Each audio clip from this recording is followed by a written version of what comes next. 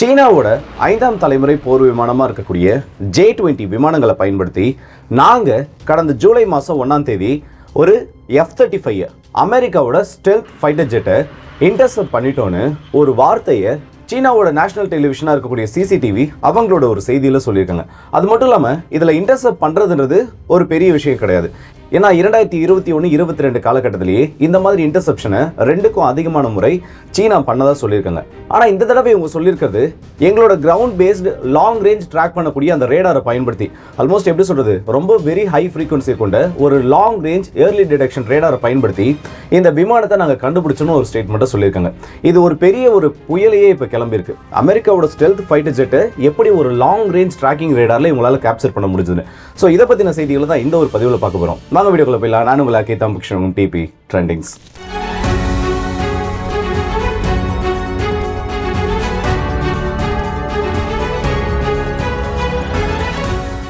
J-20 mighty dragon சொல்லுவாங்க.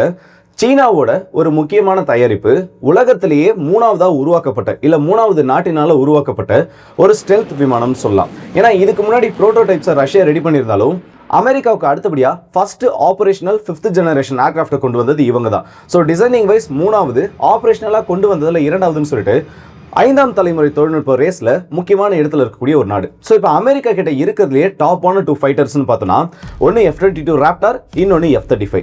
இந்த பக்கம் சீனாவோட ஏர்ஃபோர்ஸ் எடுத்து பார்த்தோன்னா ஒன்று J-20 மைட்டி டிராகன், இன்னொன்று J-35. இப்போ அமெரிக்கா எப்படி F-22 ராப்டாரை அவங்களோட பிரைமரி யூஸ்க்காக வச்சுக்கிட்டு மற்ற நாடுகளுக்கு எக்ஸ்போர்ட் பண்ணுறதுக்காக F-35 உருவாக்கி விற்பனை பண்ணிட்டு இருக்காங்களோ அதே ஒரு கான்செப்டில் இந்த இடத்துல சீனாவும் J-20 அவங்களோட விமானப்படைகளுக்காக வச்சுக்கிட்டு J-35 ஃபாரின் எக்ஸ்போர்ட்டர்ஸ்க்காக உருவாக்கிட்டு இருக்காங்க. இவங்களோட ஏர்கிராஃப்ட் கேரியர்ஸ்ல இருந்து பயன்படுத்துற மாதிரி யூஸ் பண்ணிட்டு இருக்காங்க. ஸோ இப்போ இந்த டென்ஷன்ஸ் எந்த இடத்துல அதிகமாக இருக்கு, சீனா அடிக்கடி இந்த மாதிரி அமெரிக்காவோட ஃபைட்டர் ஜெட்ஸை நாங்கள் இன்டர்செப்ட் பண்ணிட்டோம்னு சொல்றத ஒரு பெரிய நியூஸாக பார்க்கறதுக்கான ஒரு காரணங்கள் என்ன? ஏன்னா அதில் அந்த அளவுக்கு இம்பார்ட்டன்ஸ் ஆனது இருக்கு. இந்த ஒரு ஃபேஸ் ஆஃப் இல்லை இந்த பேட்டிலை பற்றி புரிஞ்சுக்கிறதுக்கு முன்னாடி சீனாவோட கடல் எல்லைகளை பற்றி கொஞ்சமாக தெரிஞ்சுக்கணும். அப்போதான் ஏன் இந்த மாதிரி டென்ஷன்ஸ் அடிக்கடி ஈஸ்ட் சைனா சீல நடக்குதுன்றது புரியும்.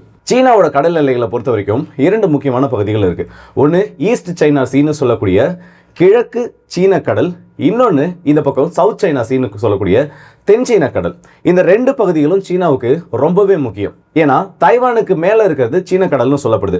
அது கொரிய நாடுகள் 2 வடகொரியாவையும் தென்கொரியாவையும் எல்லையாக கொண்டது, இந்த பக்கம் ஜப்பானை எல்லையாக கொண்டது. அதே மாதிரி கீழே இருக்கக்கூடிய சவுத் சைனா சி தென் சீன கடலை பொறுத்த வரைக்கும் மலேசியா, இந்த பக்கம் இருக்கக்கூடிய பிலிப்பைன்ஸ், இந்த மாதிரி அத்தனை நாடுகளையும் அதோட கடல் எல்லையாக கொண்டது. ஆனால் இதில் சைனாவுக்கு இருக்கக்கூடிய ஒரு பெரிய சிக்கல் என்னன்னா, இந்த இடம்ன்றது இயற்கை வளங்கள் அதிகமாக நிறைந்த பகுதி. அது மட்டும் இல்லாமல் ஏஷியன் கான்டினென்ட்ல அதிக ஆயில் ரிசர்வும் நேச்சுரல் கேஸ் ரிசர்வும் இருக்கக்கூடிய ஒரு பகுதி இந்த கடலுக்கு கீழே இருக்கக்கூடிய அந்த சமதள பகுதி.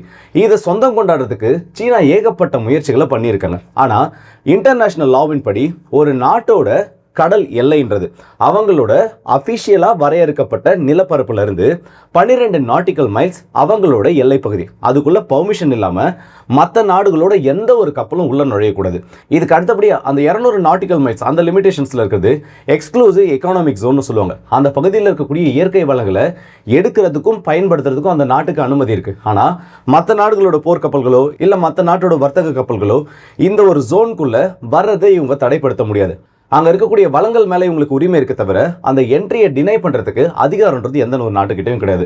ஆனால் சீனா சொந்தம் கொண்டாடக்கூடிய அந்த பகுதிகள் இருக்குல்ல, இந்த சவுத் சைனா சீல அதோட பரப்பளவுன்றது சீனாவோட எக்ஸ்க்ளூசிவ் எக்கனாமிக் ஜோனையும் தாண்டி வெளியில் போகுது.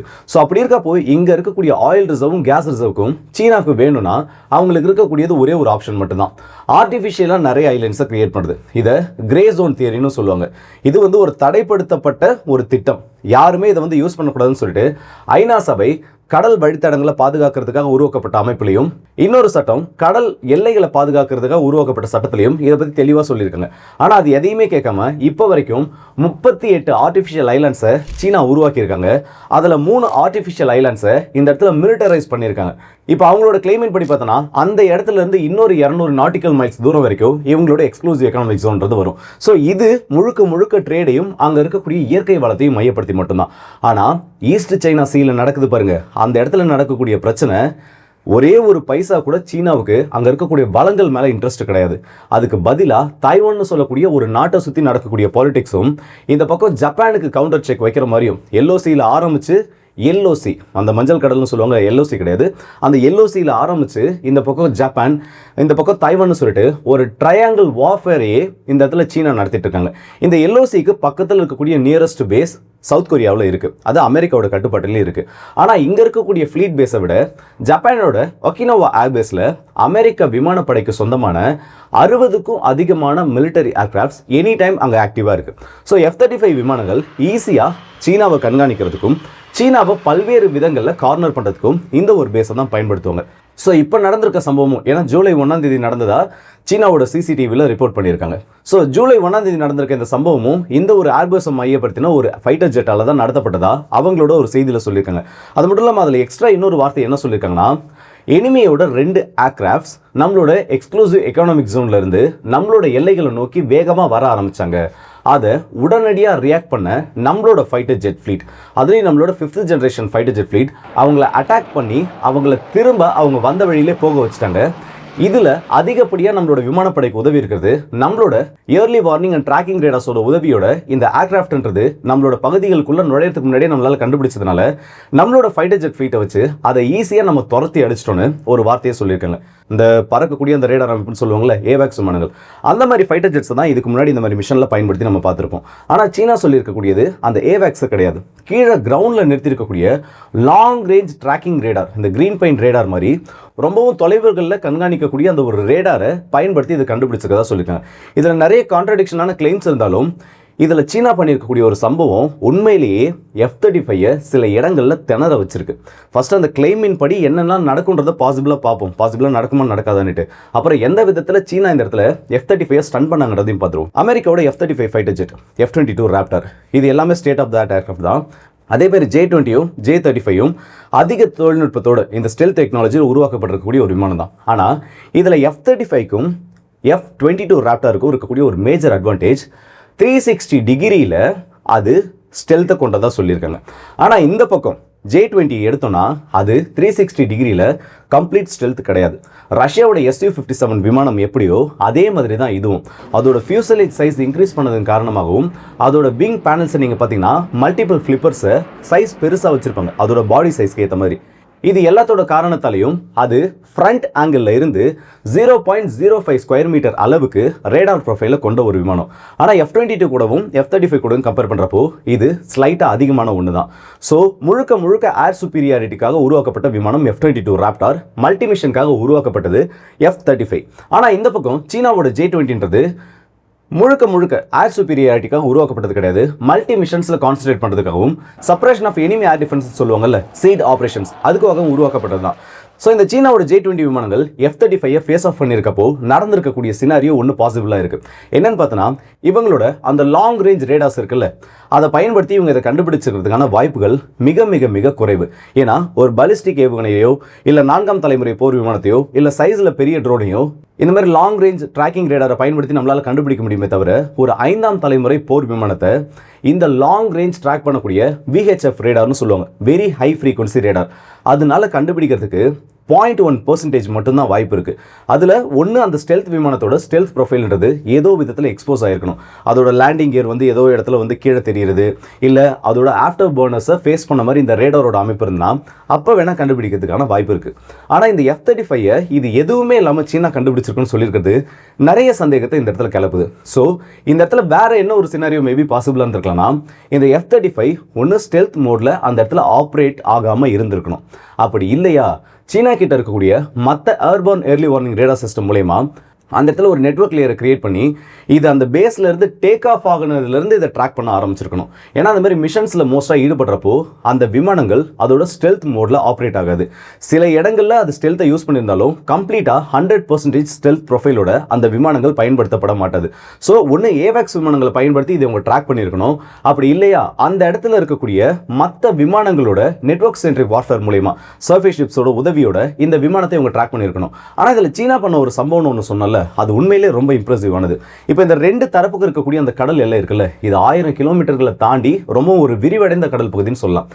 ஆனால் வெறும் 8 நிமிஷத்தில் அந்த ஏர் ஸ்பேஸ்க்குள்ளே, அதாவது ஸ்பெஷல் எக்ஸ்க்ளூசிவ் எக்கனாமிக் ஜோனுக்குள்ளே பெனட்ரேட் ஆக முயற்சி பண்ணப்பட்ட அந்த டைமில் 8 நிமிஷத்தில் இந்த ஒரு ஏர்க்ராஃப்டை இன்டர்செப்ட் பண்ணதாக சொல்லியிருக்காங்க. இது ரொம்பவும் ஷார்ட்டஸ்ட் டைம் பீரியட். இத்தனைக்கு சீனாவோட கடல் எல்லைக்கு பக்கத்தில் கூட அந்த விமானங்கள் வரல. ஆனால் இந்த ஒரு ஸ்டேட்மெண்ட் நடந்திருக்கக்கூடிய இந்த ஒரு சம்பவம் தான் அந்த லாங் ரேஞ்ச் ரேடாரை பயன்படுத்தி நாங்கள் கண்டுபிடிச்சிருக்கோன்னு சொல்கிறாங்கல்ல, அதையும் கொஞ்சம் கொஸ்டின் பண்ண வைக்குது. ஏன்னா ஆக்சுவலாக இவங்களோட அந்த ஹோம் பேஸ் இந்த J-20 ஹோஸ்ட் பண்ணக்கூட தைவானை மையப்படுத்தி தான் இருக்கும். அது சீனாவோட கடல் எல்லையிலேருந்து ஒரு 100 கிலோமீட்டர் 150 கிலோமீட்டர் தொலைவில், நியரஸ்ட் பேஸ்னு பார்த்தோன்னா 80 கிலோமீட்டர் தொலைவில் இருக்குது.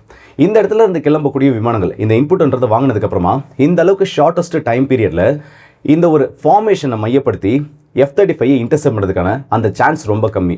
ஸோ இவ்வளோ ஷார்ட்டான டைம் பீரியடில் இவங்க இந்த இடத்துல இன்டர்செப்ட் பண்ணியிருக்காங்கன்னா ஆல்ரெடி அந்த விமானங்கள் அந்த இடத்துல சர்வேலன்ஸ் பணிகளில் ஈடுபட்டிருந்துருக்கணும். அப்படி ஈடுபட்டிருந்தால் மட்டும்தான் இவங்க சொல்லக்கூடிய அந்த சினாரியோன்றது இந்த இடத்துல ஒரு பாசிபிளான ரீசனாக இருக்கும். இப்போது எல்லா நாடுகளையும் நம்ம பார்த்தோன்னா தெரியும், மோஸ்ட்டாக அவங்களோட 4th ஜெனரேஷன் ஃபைட்டர் ஜெட்டியோ இல்லை 4.5 ஜெனரேஷன் ஃபைட்டர் ஜெட்டியோ தான் அவங்க இந்த மிஷனுக்காக ஈடுபடுத்துவாங்க. சர்வேலன்ஸ் பணிக்காக இது பண்ணுறது, இன்டர்செப்ட் பண்ணுறதுக்காக அந்த விமானங்களை அனுப்புறதுன்னு. ஆனால் சீனா ரொம்பவே தெளிவாக இந்த இடத்துல ஒரு அவங்களோட டாக்டரினை மேக் பண்ணி வச்சுருக்காங்க. வரப்போகிற காலங்களில் முழுக்க முழுக்க அவங்களோட விமானப்படையில் ஃப்ரண்ட்லைன் ஃபைட்டர் ஜெட்ஸாக நிற்க போகிறதும் ஏர் சுப்பீரியாரிட்டி மிஷனுக்காக சர்வேலன்ஸ் பணிகள்னு சொல்லிட்டு எல்லாத்துக்காகவும் முன்னாடி நிற்க போகிறது இந்த J-20 விமானங்கள் தான். அப்படி இருக்கக்கூடிய விமானங்களை இப்போவே காம்பேட் டெஸ்ட் பண்ண ஆரம்பிக்கிறதுக்கான முயற்சிகளில் ஈடுபட்டிருக்காங்க. அஃப்கோர்ஸ் அவங்களுக்கான போர்ன்றது இப்போ எங்கேயும் நடக்கல. லைவாக அமெரிக்காவோட விமானங்கள் இந்த மாதிரி உள்ளே வரப்போ அது மேலே இவங்களோட ரேடார் வேவ்ஸை செலுத்தி டெஸ்ட் பண்ணுறது, அந்த விமானங்களோட ரேடார் ப்ரொஃபைலை கேப்சர் பண்ண ட்ரை பண்ணுறதுன்னு சொல்லிட்டு இதை ஒரு கிரவுண்ட் டெஸ்ட் மாதிரி பண்ண ஆரம்பிச்சிருக்காங்க.